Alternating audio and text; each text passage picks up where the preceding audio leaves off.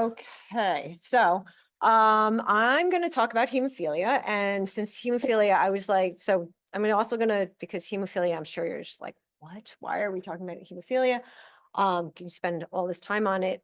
The way we ended up choosing this as a topic is Dr. Hahn had a patient with hemophilia a couple months ago, and it was sort of painful to get factor and stuff, and we said, well, maybe we should at least touch upon this as a topic. So I said I would do it. I am by far not an expert on it. And so the other thing I'm going to kind of go into is how did I get myself enthusiastic and kind of into this? So I'm still not an expert on it, but I found it kind of interesting. And how do you maybe make a lecture that somebody asked you to do that you are not that enthused about? Right. So that's the part that's probably more interesting. So kind of, and how do I keep you guys awake? So we gotta do all the fun hemophilia type of things, including genetics, incidence, mechanism of it. And then you also maybe some of these things will be interesting to me just because I'm a big nerd, but maybe it'll be interesting to you too. Pathophysiology, sort of then the clinical stuff as far as presentations, and there's stuff different about kids versus adults, treatments and management. So let's go. When we are talking about hemophilia today, we're only going to talk about hemophilia A and B. Those are the most common. Those are the factor 8, factor 9. And then you can see the incidences, the 1 in 10,000 is not so many. I mean, is not so infrequent. I mean, relatively. And we're not even going to talk about hemophilia C, which is pretty rare. It is also autosomal recessive, so we can't lump it in with the beautiful X-linked thing. And then it doesn't seem to be as severe in general. Also, I found that there is an adult thing that you all may know, that there's an acquired hemophilia A, but we're not going to talk about that either, as it only affects adults. To remember, the whole thing with hemophilia, it is abnormal clotting. It's, we say the word abnormal bleeding, but they're not. You get trauma, you get something that makes you bleed, that breaks your vessels, and then you're supposed to get this platelet plug and clotting factors that makes you stop bleeding. And this happens every day. Like you bump into something, you bite your tongue, you like twist the wrong way or whatever, and you probably don't even notice it because your body is just working in such a beautiful manner that there's balance between clotting and unclotting and stopping the bleeding, that you don't turn into a big puddle of blood or a big clot. And so again, it's really everyday micro trauma that becomes a problem. It's not that, there's spontaneous bleeding. It's just uncontrolled bleeding is probably a better way of saying it. Bleeding can happen sort of anywhere, obviously. The classic thing that we think about with hemophilia tends to be the joints.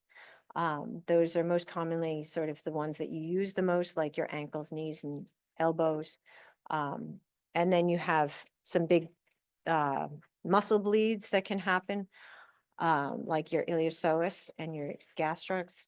And then, but all of this depends on how severe your inability to clot is. It's not really how prone you are to bleeding, if that makes sense.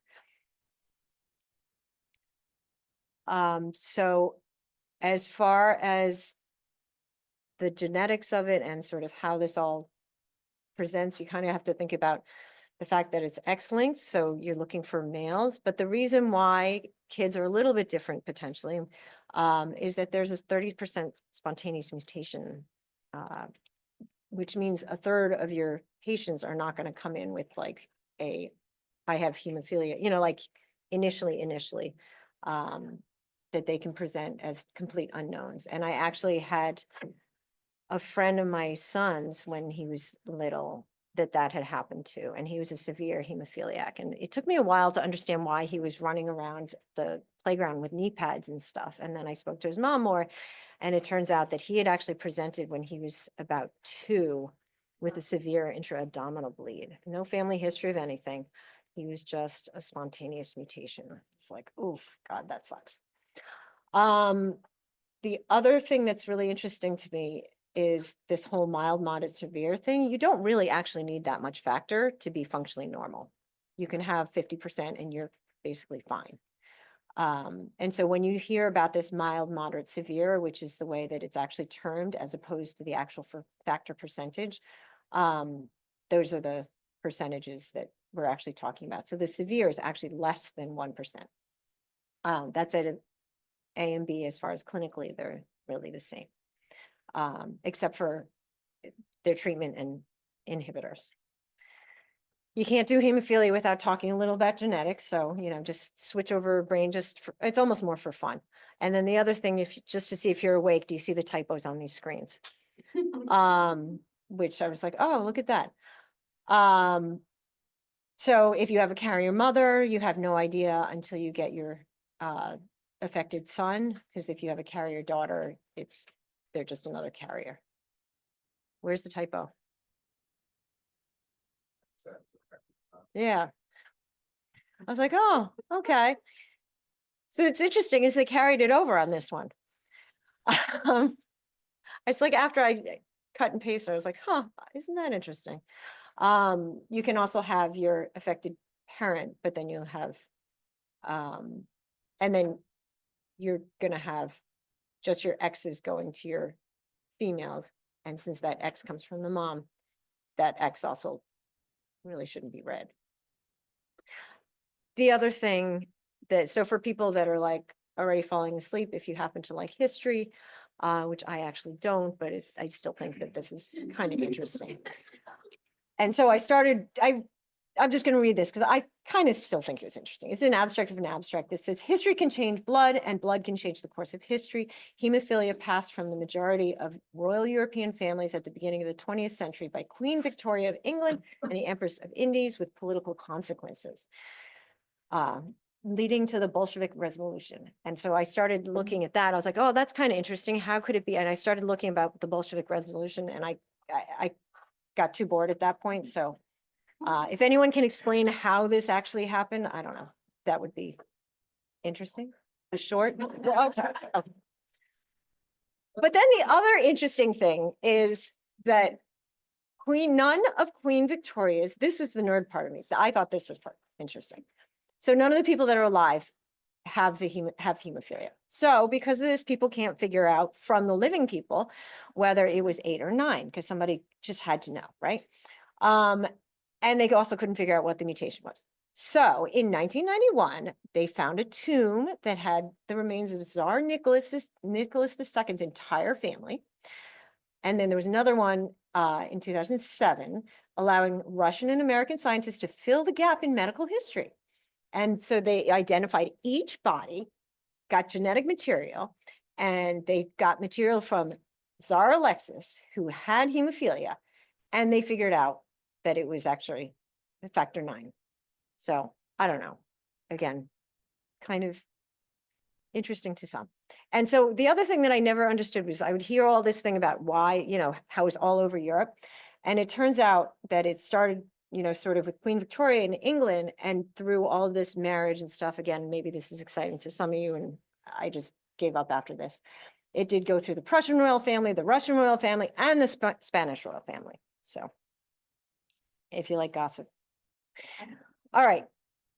Change of scenery. So what I do when I make these things too is I'm kind of like, I start way, way ahead, and I try and find things, so that I can try and understand things, and then put things in. And I do a lot of Googling of pictures and stuff because I learn much better from imagery. When I got bleeding child, I got this. Because when we talked about the fact that there's a 30% new mutation rate, you don't, in the United States, there are kids that are diagnosed later.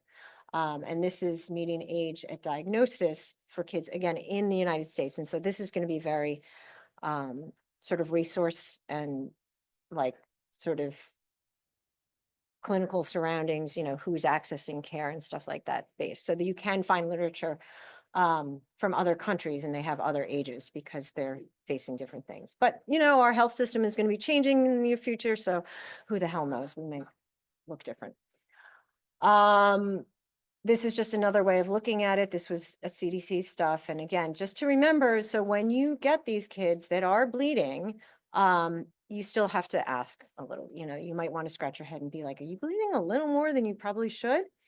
Most of them will be detected pretty young, but, you know, still keep on the lookout for any kind of bleeding. You just kind of, when they come for that nosebleed, and is the number of nosebleeds or the amount or whatever, is it just a little more than you feel like it should be? And the other things for those little kids, for most of the kids, is leukemia often presents like that too. So definitely ask.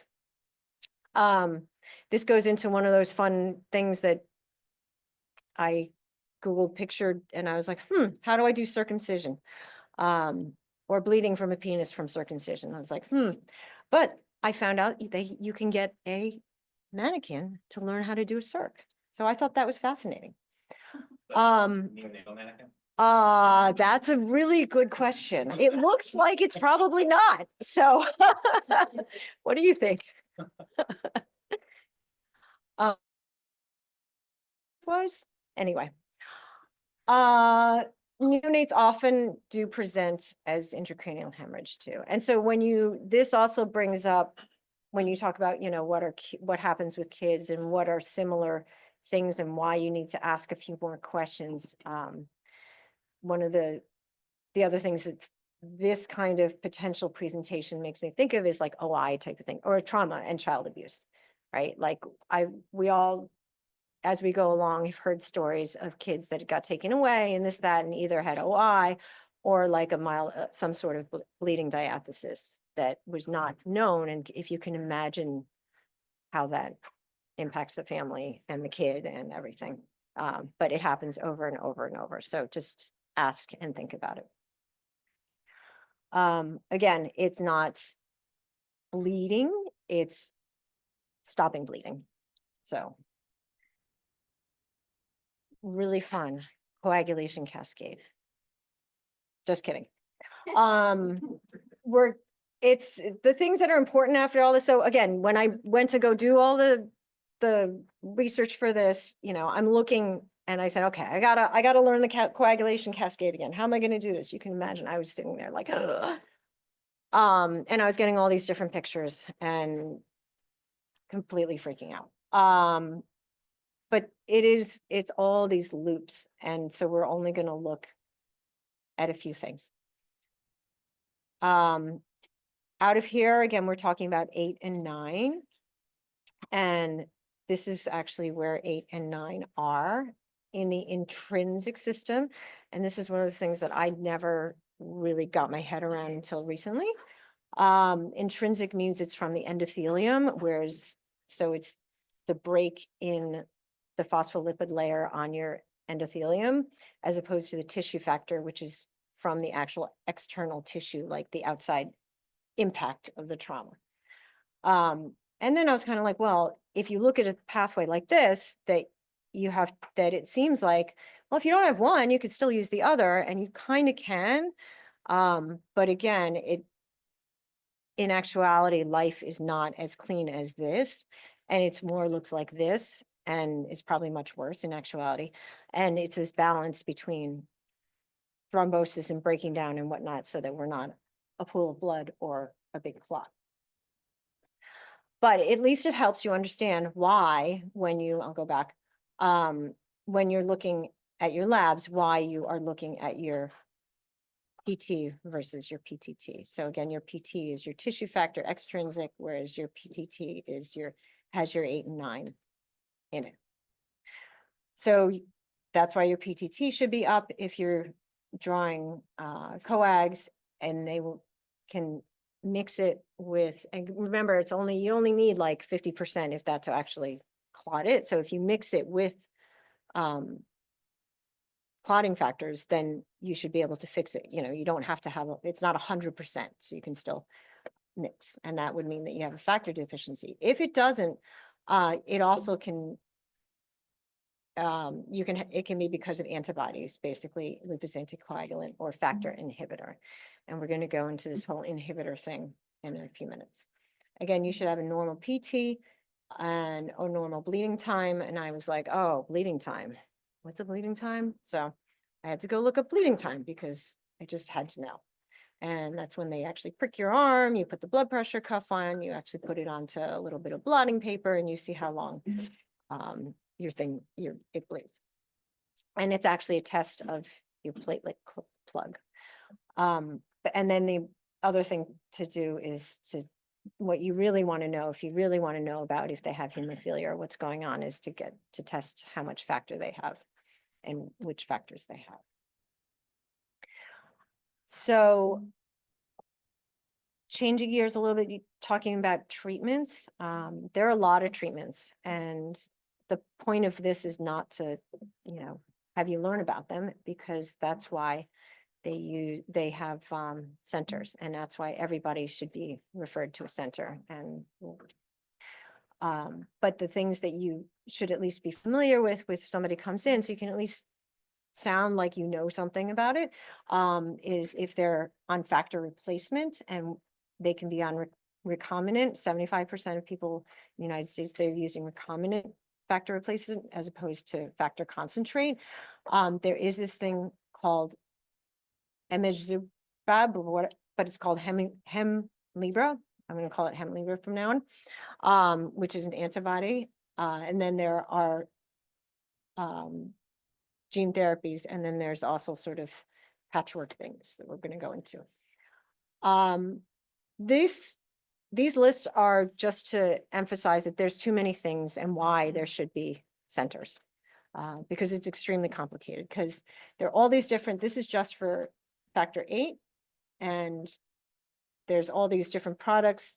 You can do concentrates, you can do DDAVP, and then you can use gene therapy as well.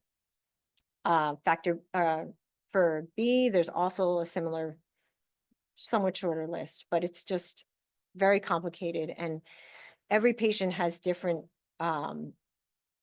issues with their inhibitors. They have different issues with when they can infuse and stuff like that, and so it's just totally complicated. But 3 things that I thought were very interesting that I feel like we should at least be aware of. There's this thing called Hemlibra, which is used for factor 8, and it's called a factor 8 mimetic because it works by bridging factor 9 and 10 to form 10A. It's sub-Q. I'll show you a picture of it in a second. Then the DDAVP, I always heard this. I didn't really understand it. And so this was my chance to kind of find out a little more about it. I know like maybe a little more about it now. Which is available via sub-Q or nasal spray, and it releases, it's not quite as simple as increases endogenous factor 8 and von Willebrand from the endothelium, and I'll show you that in a second, but that's sort of, I guess, what we generally are taught.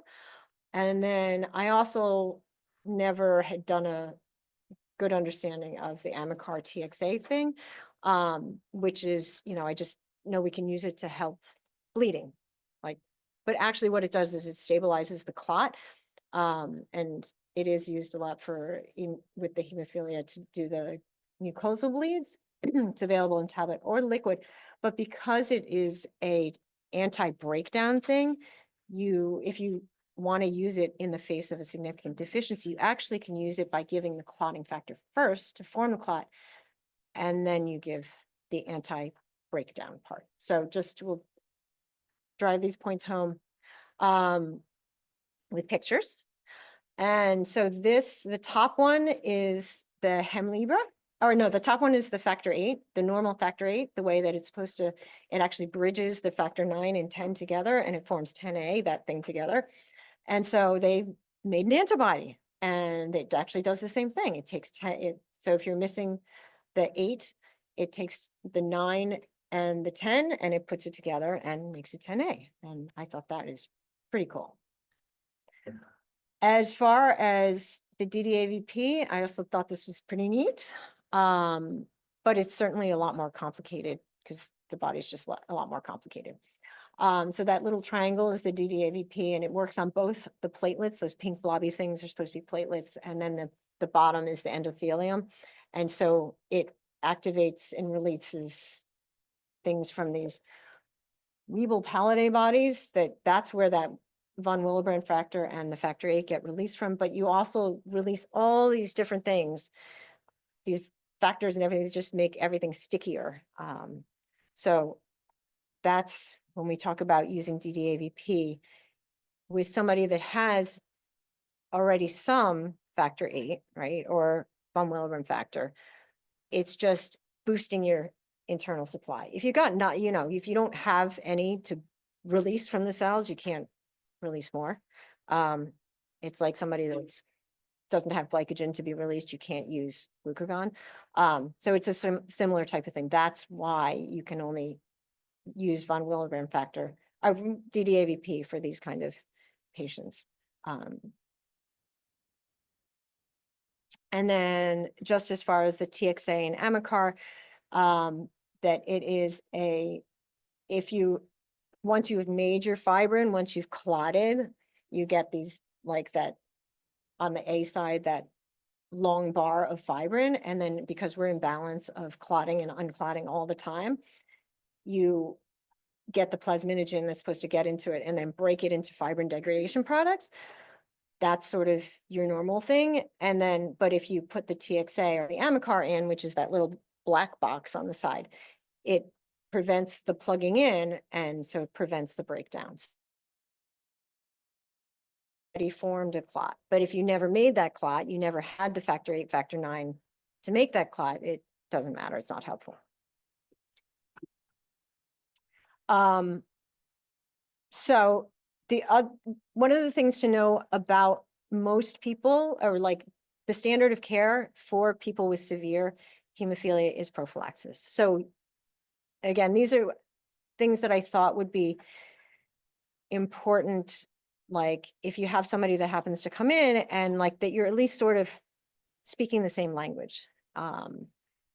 And they should be at a center for, that knows all about them to do this, because all these things have different half-lives within them. All those, that whole list of different like the different products, they have different half-lives, and within the people, they have different half-lives as well. And so people should come with these schedules of when they are supposed to be transfusing and when they're supposed to. So, and then the other part to know is that if you understand that, then you will know the difference between a patient who got transfused yesterday or this morning versus somebody who is due for their transfusion tomorrow, because they're going to have this, normal degradation, elimination of their factor. And so they are a very different patient, at right after they've been transfused versus right before they're supposed to be transfused.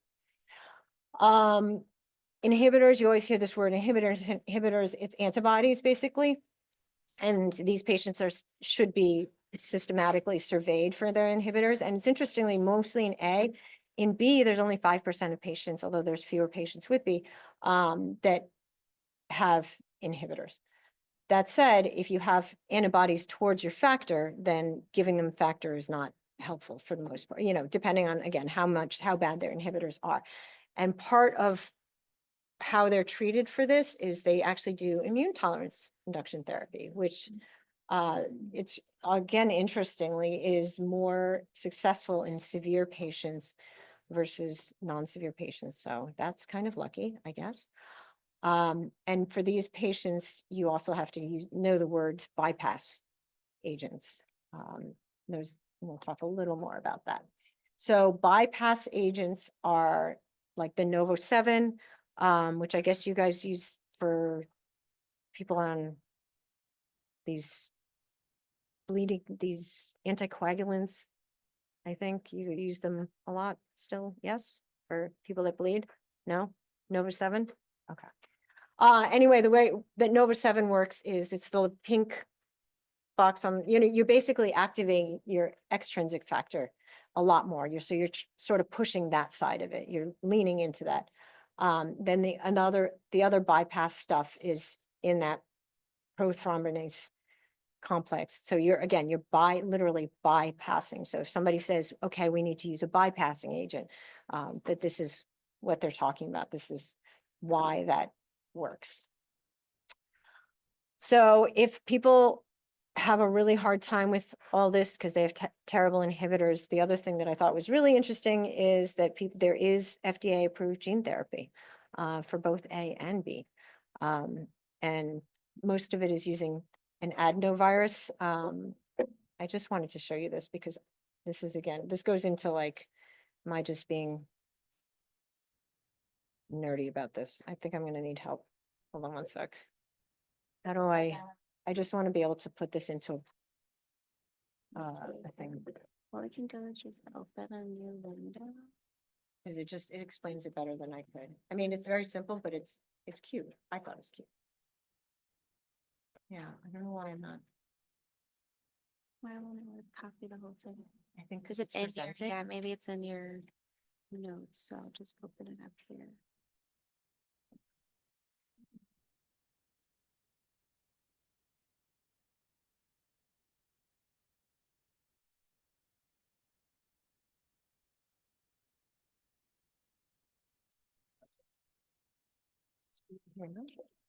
I can, but then it won't show up over here, so I'm gonna just put it direct. Good. Hopefully. Oh, no. All right. What And- is, do you know? No, is yeah, it- it's okay. It's, I just thought it was very cute. And what they do is they explain how because, I'm looking at it, I'm like, wow, you have gene therapy. Okay, what does that really mean? And they use an adenovirus that is targeted, that has, the gene spliced in it, and then it targets the liver and it inserts it into the liver and it starts making the factor, which, I don't know. I thought that was kind of cool. Because I don't think you guys, I mean, you're younger and maybe you do more of this stuff. I've done this recently, but I didn't realize we were doing so much gene therapy theoretically. Is this it? Yeah, Oh, weird. That didn't work the first time. Okay. You said there's a video? it was like a how it works thing. It's actually not that exciting. I thought it was exciting. Yeah, Wait, hold on. that's the part of it. Here? Yeah, I thought it was kind of cool. But like I said, I get into these things and I'm like, maybe just totally nerding out on it. So yeah, they take the gene, they put it into its vehicle, which is the adenovirus. And then they put it into the patient into their liver, and then it's making its thing. I think that's really it. But I don't know if people have had patients that have been post gene therapy I mean, I know they are doing some of the stuff for sickle cell as well. But again, it was how do I make things somewhat interesting? When I have what's theoretically, to me, not a very interesting topic. Okay, so bringing it back to patients. So if you've fallen asleep, this is a CHOP pathway about head trauma and hemophilia, because that's the big one. And so I thought we would kind of go through this and know that this starts outside of the ED. This is actually talking about, if they're presenting to the hematology providers. And again, there's you need to know all these different things about them. You need to know their factor level. That has to do with whether whether their innate factor level, and then if they're prophylaxed, where are they in their timeline of prophylaxis? Then they want to obviously know what happened. And then you also need to know about inhibitors. And again, this is just driving home the fact that this is like way beyond what any of us really wants to know, but somebody does need to know it. Then the other thing is that Hemlibra is and it really is, it seems to be a game changer. And so that if they are on it and it's, that you can treat them sort of like mild hemophilia. The other really interesting thing about this, so you look at that, they talk about significant versus mild. And then you look at this. And the top, there's a little more like fall downstairs for us. Usually when we talk about PCARN, fall downstairs usually is not the same, but they think of this as being significant. But then the other really important thing to see is mild. Mild is no apparent injury, baseline mental status. Like, yeah. So I guess what it means to me is just be scared. If they have any history, be scared. And so again, if you have any of this and you get referred to the ED, then the thing that's notable, it is always immediate treatment. It's like the shoot first, ask questions later. It's sort of like like we're not as aggressive about febrile babies anymore, but it used to be, and like you just do everything first, then sort of ask questions later. And then again, there's those two that as far as whether you're going to replace with factor or you're going to use a bypasser because the factor is not effective on them because they have antibodies.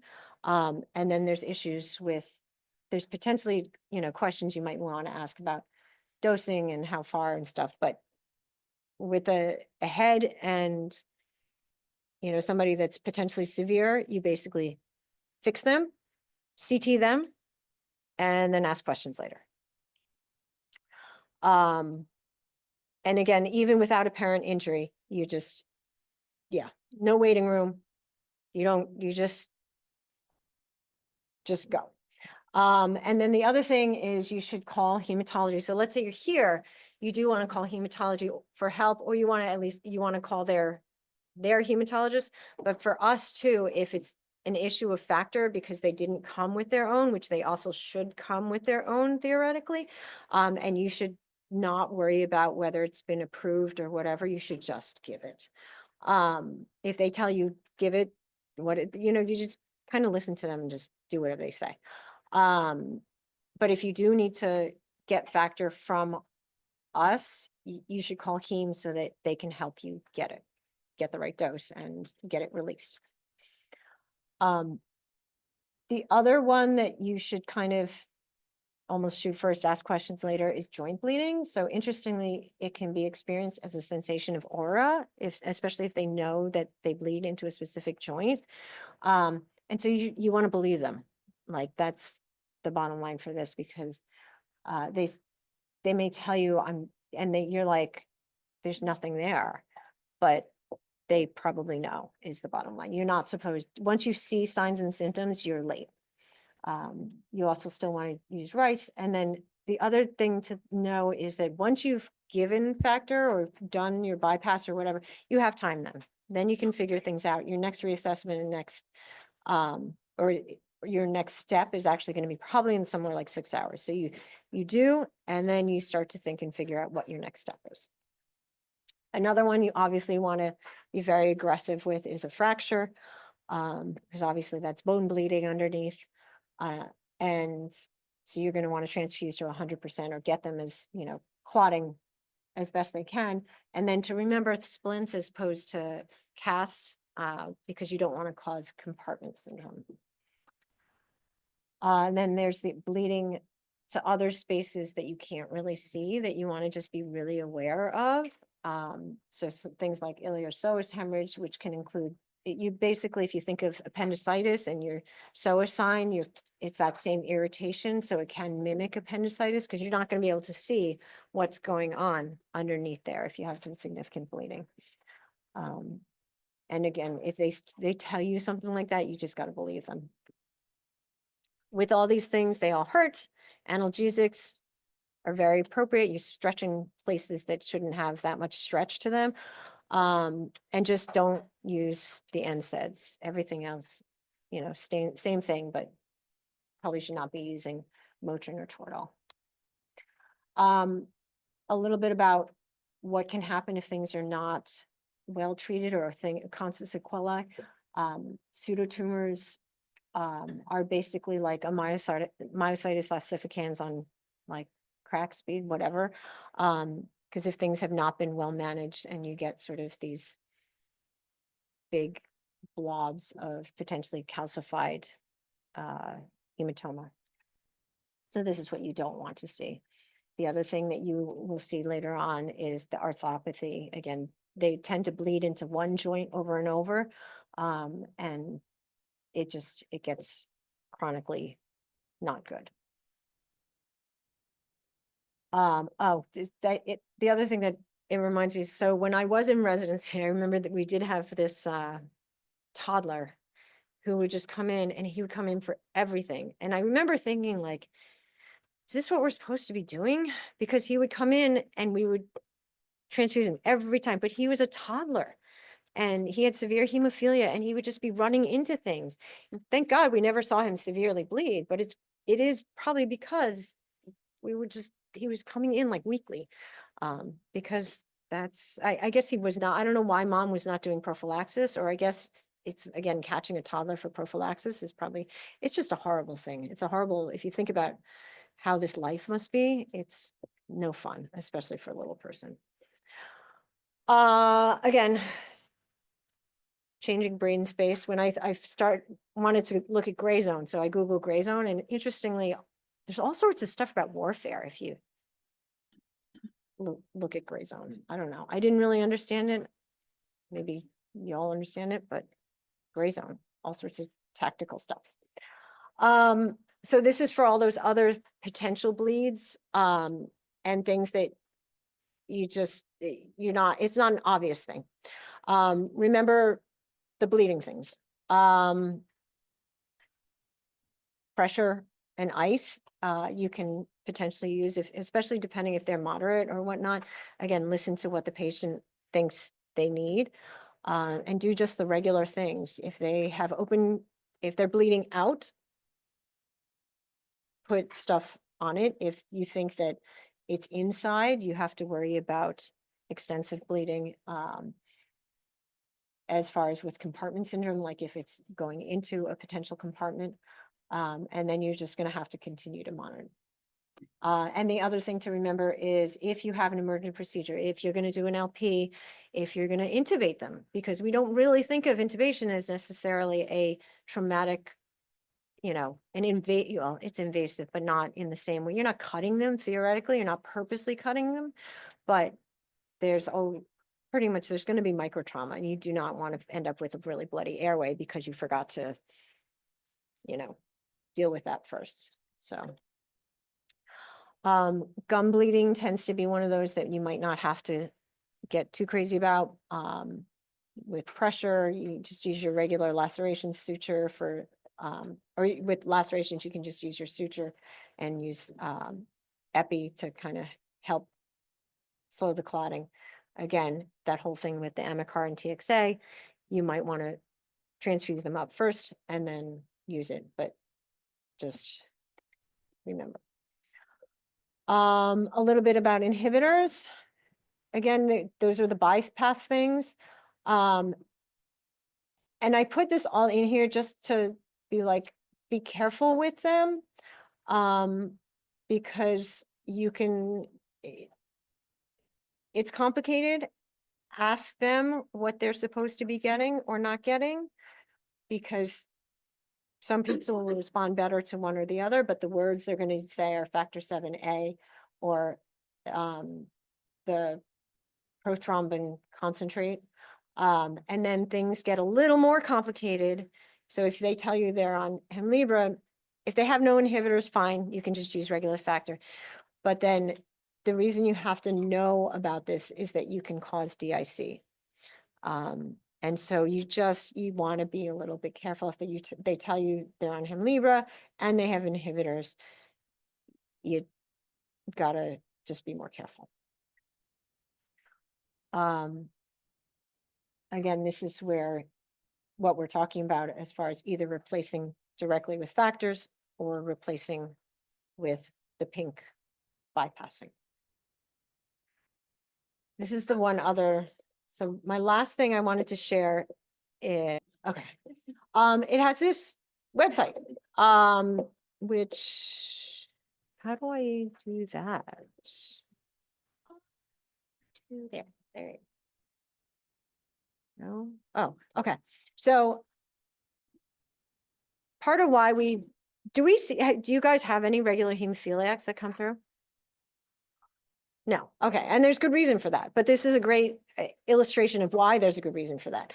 Because they should, before they go on a trip, but before they come and visit us, theoretically, they should get a plan, they should have medicine, they should, like, be able to carry their medicine, and they usually will actually transfuse at home, so they'll know how to sort of, they'll know how to access and give it to themselves. But they should have all this stuff. And they should know where the facilities are near them. So this stuff is all here too. So if we get somebody that does come from the islands and whatever, like, I wanted to show you this because you can also refer to this to try and figure out where you're going to go. They should have all their contact information, and they're supposed to be coming with the actual factor. So you can just give it to them right away if they are not somebody that, self-administers.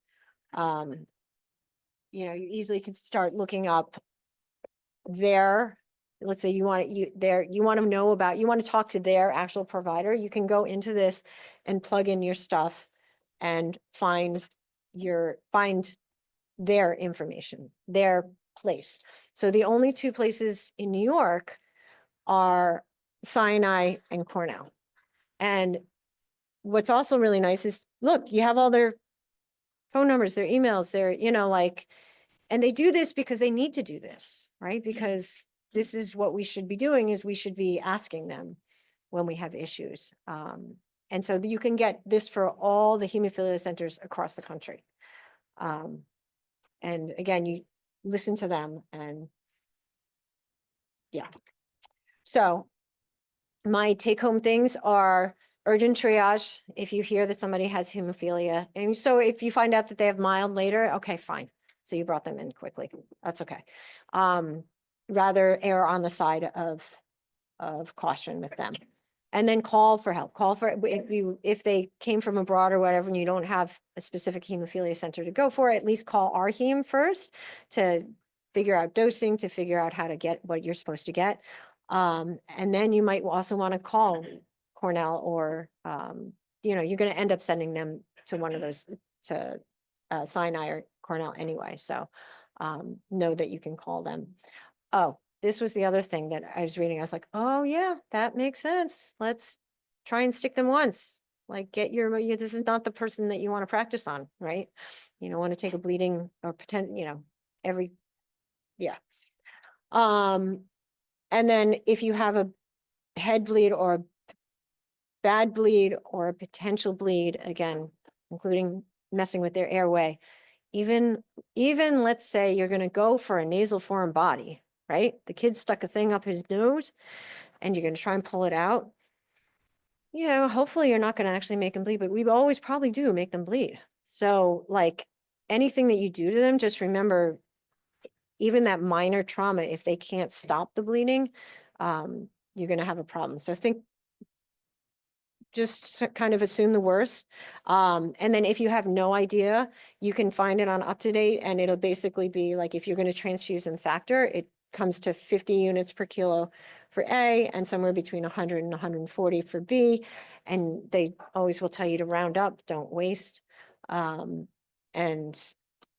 again, if you hear the word inhibitors, then you're going to have to go for one of the bypassing agents, which are the factor 7A, the FIBA, or the APCC.